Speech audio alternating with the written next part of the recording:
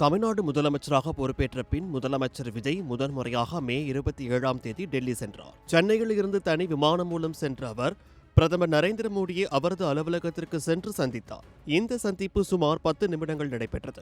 மே 28ஆம் தேதியான இன்று காங்கிரஸ் மூத்த தலைவர்கள் சோனியா மற்றும் ராகுல் காந்தியை விஜய் சந்திக்க வாய்ப்பு இருப்பதாக கூறப்பட்ட நிலையில் அந்த சந்திப்பு ரத்தாக மீண்டும் தமிழ்நாடு திரும்பியிருக்கிறார்.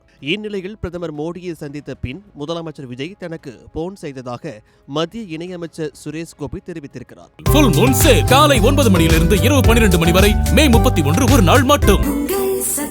இது தொடர்பாக சுரேஷ் கோபி சமூக வலைதளத்தில் வெளியிட்டுள்ள பதிவில், மாண்புமிகு பாரத பிரதமர் நரேந்திர மோடி அவர்களை சந்தித்த பிறகு எனது அன்பு நண்பர் விஜய் என்னை தொலைபேசியில் அழைத்து பேசினார்.